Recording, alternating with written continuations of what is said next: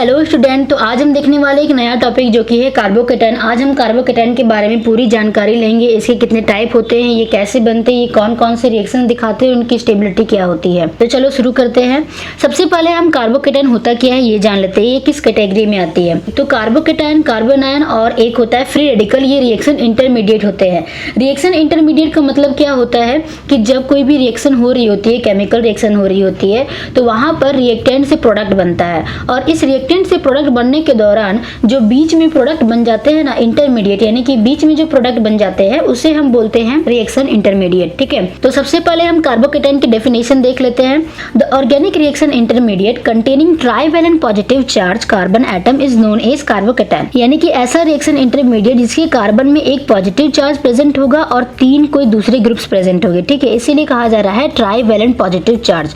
Trivalent का मतलब होता है कि कार्बन जो है वो ट्राइवेलेंट है, इसमें 3 तरह की चीजें जुड़ी हुई है, या तो हाइड्रोजन हो सकता है, एल्काइल ग्रुप हो सकता है, कोई और ग्रुप हो सकता है, और वो जो है एक पॉजिटिव चार्ज कंटेन करता है। ठीक है, तो उस तरह के रिएक्शन इंटरमीडिएट को हम कार्बोकेटायन बोलते हैं। नाम से अगर इसको तोड़ोगे तो कार्बो और केटायन अलग अलग हो जाएगा। कार्बो का मतलब हो गया कार्बन और केटायन का मतलब हो गया आयन। जनरली हम क्या जानते हैं, केटायन कैसा चार्ज होता है, पॉजिटिव चार्ज होता है।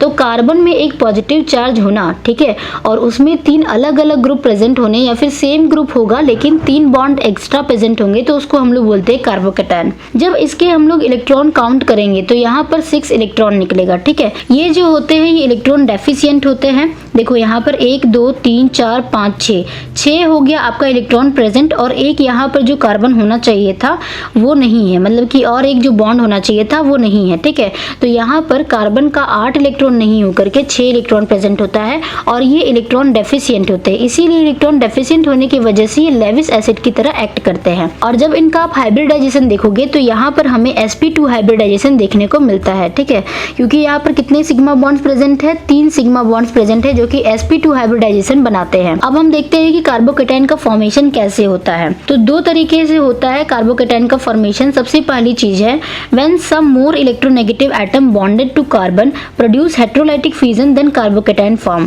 सबसे पहले तो देखो ये एग्जांपल से हम लोग समझते हैं। ये CH3X हो गया, ठीक है, और ये X क्या है, एक बहुत ही ज्यादा इलेक्ट्रोनेगेटिव एटम है। तो जब किसी कंपाउंड में बहुत ही ज्यादा इलेक्ट्रोनेगेटिव एटम प्रेजेंट होता है तो वो क्या करते हैं, हेटेरोलाइटिक फ्यूजन में जाते हैं। हेटेरोलाइटिक फ्यूजन का मतलब क्या होता है, वो कैटायन में टूटते हैं और एक एनायन में टूटते हैं। ठीक है, तो वो हेटेरोलाइटिक फ्यूजन में जाएगा और उस कारण से हमें यहाँ पर कार्बोकेटायन दिखेगा।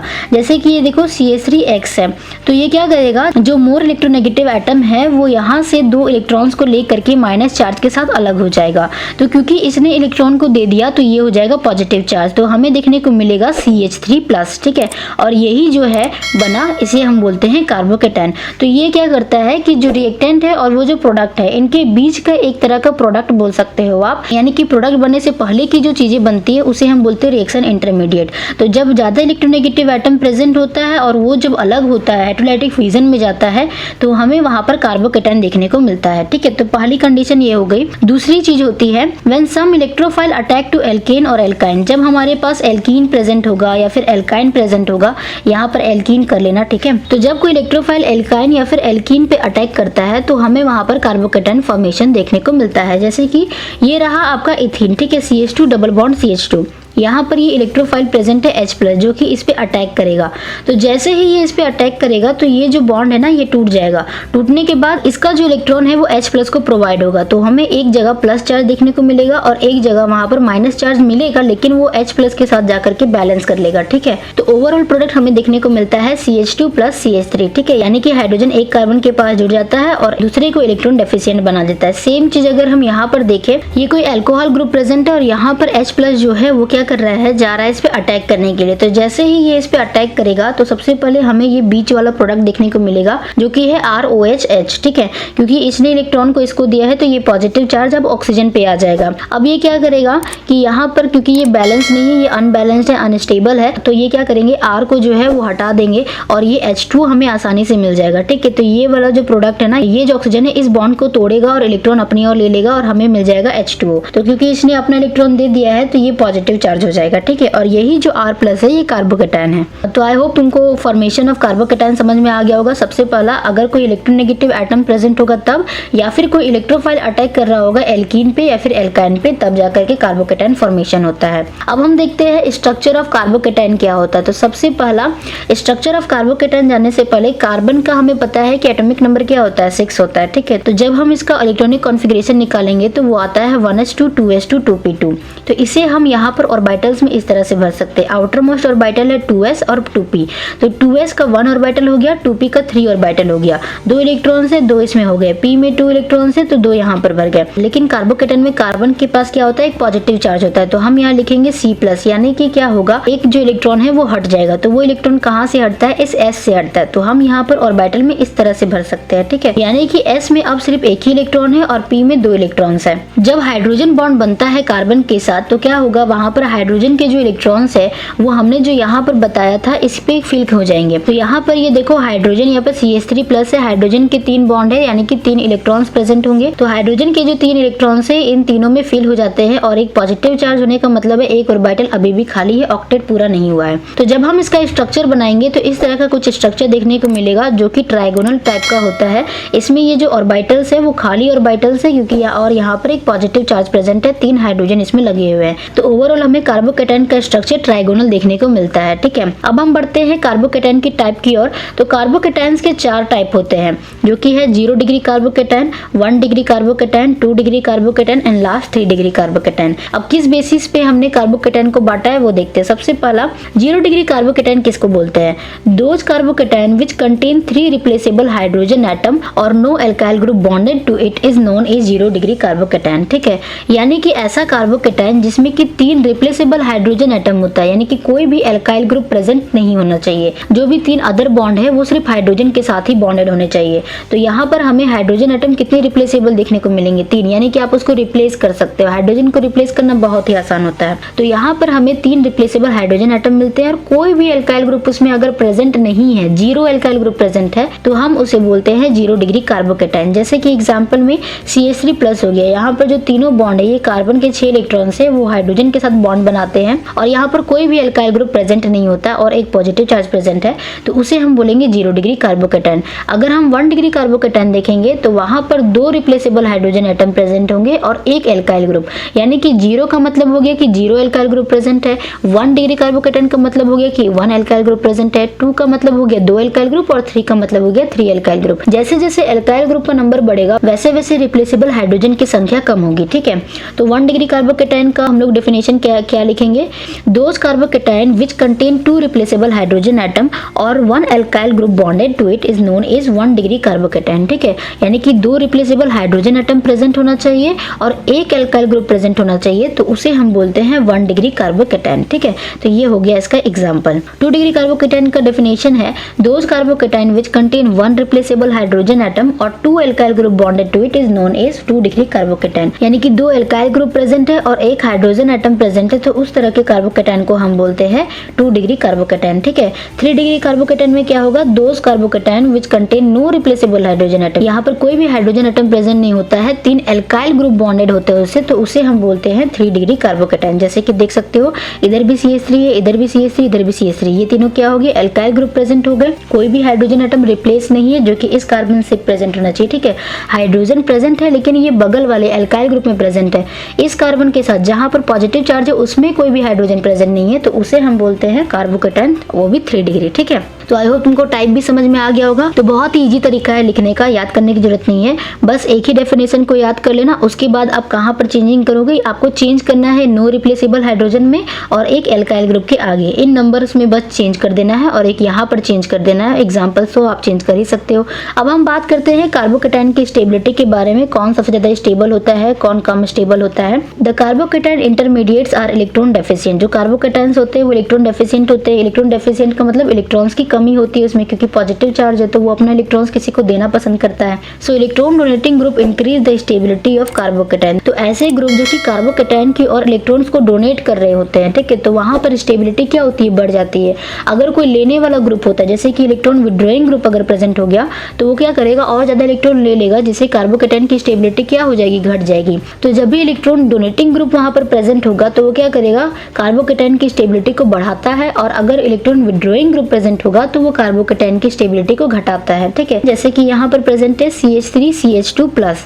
तो CH3CH2+ में क्या हो रहा है, ये जो एल्काइल ग्रुप है ना, ये अपने इलेक्ट्रॉन्स को इस कार्बन की ओर देगा ताकि स्टेबिलिटी बनी रहे। तो ये सबसे ज्यादा स्टेबल होगा, क्योंकि कार्बन के पास हाइड्रोजन है तो हाइड्रोजन कार्बन की ओर देगा और कार्बन जो होता है अपने नेक्स्ट कार्बन की ओर इलेक्ट्रॉन्स को भेजेगा। तो ये जो होता है ये ज्यादा स्टेबल होता है। लेकिन अगर हम यहाँ पर देखिए CH3+, इसको बोल सकते हैं, या फिर HCH2+, तो ये हाइड्रोजन के पास एबिलिटी तो है लेकिन इनके पास ज्यादा इलेक्ट्रॉन्स नहीं होता है कि वो ज्यादा यहाँ पर दे सके, इसीलिए इसके बाद इसका नंबर आता है। देन यहाँ पर अगर आप देखोगे तो ये दोनों क्या है, ये इलेक्ट्रॉन डोनेटिंग ग्रुप प्रेजेंट है यहाँ पर, लेकिन ये इलेक्ट्रॉन विड्रॉइंग है। ऑक्सीजन क्या होता है, मोर इलेक्ट्रोनेगेटिव होता है, और इलेक्ट्रोनेगेटिव क्या करता है, इलेक्ट्रॉन्स को अपनी ओर खींचना पसंद करता है। ठीक है ना, तो ये ऑक्सीजन क्या करेगा, इस कार्बन से उल्टा लेगा। देखो यहाँ पर ये पॉजिटिव चार्ज इस कार्बन में प्रेजेंट है, तो ये कार्बन क्या करेगा, सबसे पहले तो ऑक्सीजन जो इस कार्बन से खींचेगा। अब ये जो कार्बन है कहाँ से देगा, तो ये वाला जो कार्बन इसको दे रहा है, तो इधर से ओवरऑल इलेक्ट्रॉन का ट्रांसफर किधर हो रहा है, इस ऑक्सीजन की तरफ हो रहा है। तो जब भी इलेक्ट्रॉन विड्रॉइंग ग्रुप प्रेजेंट होगा ना, तो वहां पर स्टेबिलिटी क्या होती है, डिक्रीज होती है। तो यहाँ पर ये जो होता है ये कम स्टेबल है। एंड देन FCH2+ है, तो F तो बहुत ही ज्यादा इलेक्ट्रोनेगेटिव है, जिस कारण से ये क्या करेगा, इलेक्ट्रॉन्स को अपनी ओर खींचेगा और ये खुद को बहुत ही कम स्टेबल बना लेगा, है ना। तो यहाँ पर हमारे पास 4 एग्जांपल्स प्रेजेंट है, जिसमें कि इधर जाते जाते आपको क्या मिलेगी, डिक्रीजिंग ऑर्डर ऑफ स्टेबिलिटी। आप यहाँ पर ज्यादा है, फिर कम है, फिर कम है, फिर कम है, एकदम। ठीक है, तो यहाँ पर कार्बोकेटाइन बहुत ही लीस्ट स्टेबल है, यहाँ पर सबसे ज्यादा स्टेबल होता है। ठीक है, तो जो इलेक्ट्रॉन डोनेटिंग ग्रुप होते हैं वो स्टेबल कार्बोकेटाइन बनाते हैं, वहां पर कार्बोकेटाइन की स्टेबिलिटी ज्यादा होती है, और जो इलेक्ट्रॉन विड्रॉइंग ग्रुप प्रेजेंट होते हैं जहां पर, वो क्या करते हैं, कार्बोकेटाइन की स्टेबिलिटी को घटाता है। ठीक है, लेकिन हमने अभी जो ऊपर में बहुत ही सिंपल डेफिनेशन समझे हैं, तो उसमें अगर देखा जाए तो सबसे ज्यादा कार्बोकेटाइन कौन से हाईली स्टेबल होते हैं, तो 3 डिग्री जो होता है बहुत ही ज्यादा स्टेबल है, देन 2 डिग्री, 1 डिग्री, 0 डिग्री सबसे कम स्टेबल है। कारण बस यही है कि 3 डिग्री कार्बोकेटाइन में 3 एल्काइल ग्रुप प्रेजेंट है, जिस कारण से सारे के सारे जो कार्बन है वो उस कार्बन की ओर क्या करते हैं, इलेक्ट्रॉन्स को भेजते हैं, इलेक्ट्रॉन्स को डोनेट करते हैं। इसलिए 3 डिग्री कार्बोकेटाइन क्या करता है, स्टेबल ज्यादा होता है। एंड देन 2 डिग्री उसमें इससे एक कम है, एंड देन 1 डिग्री इन लोगों से कम है, एंड 0 डिग्री में कोई भी एल्काइल ग्रुप प्रेजेंट नहीं है, तो सबसे कम स्टेबल 0 डिग्री होता है और सबसे ज्यादा स्टेबल 3 डिग्री होता है। और अगर वही हम रिएक्टिविटी की बात करेंगे तो जस्ट ऑर्डर उल्टा हो जाएगा, 0 डिग्री ज्यादा रिएक्टिव होगा क्योंकि वहां पर हाइड्रोजन को रिप्लेस करना बहुत ही ज्यादा आसान होता है, फिर 1 डिग्री, देन 2 डिग्री और फिर 3 डिग्री। ठीक है, तो ये ऑर्डर ऑफ रिएक्टिविटी में ये जस्ट इसका उल्टा हो जाता है। रीजन क्या है इनके बारे में, तो 3 degree carbocation is highly stable because 3 degree carbocation contain 3 alkyl groups. ठीक है, हमने बताया 3 डिग्री कार्बोकेटाइन्स में कितने एल्काइल ग्रुप प्रेजेंट है, 3, which produce inductive effect. Inductive effect हमने पढ़ लिया, अगर आपने उस वीडियो को नहीं देखा है तो जाकर के देख लो, जिससे कि आपको इंडक्टिव इफेक्ट होता क्या है वो बहुत ही अच्छे समझ में आ जाएगा। ठीक है, as well as hyperconjugation effect, इसे भी हमने देखा है। So 3 degree carbocation is more stable. ठीक है, तो 3 डिग्री कार्बोकेटाइन क्यों ज्यादा स्टेबल होता है, क्योंकि वहां पर इंडक्टिव इफेक्ट प्रोड्यूस होता है और हाइपर कंजुगेशन इफेक्ट प्रोड्यूस होता है, जिसके कारण से 3 डिग्री कार्बोकेटाइन ज्यादा स्टेबल होता है।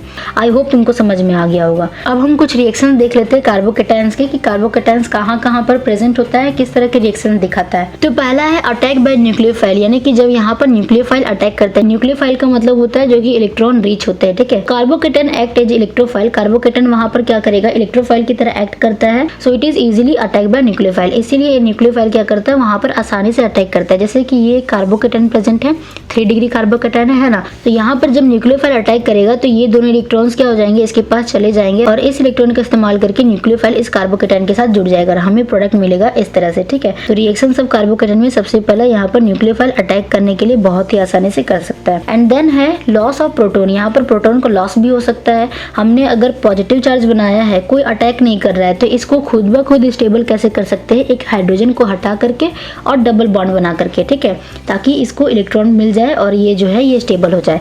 तो ये जो हाइड्रोजन है, साइड का कहाँ से भी हाइड्रोजन हटा सकते हैं, तो ये हाइड्रोजन क्या करेगा, वो हटेगा इलेक्ट्रॉन्स दे करके, तो ये इस इलेक्ट्रॉन्स का इस्तेमाल करके यहाँ पर डबल बॉन्ड बन जाएगा। तो हमारे पास मिलेगा CH3C, CH3 double bond CH2। ठीक है, और H+ हट जाएगा।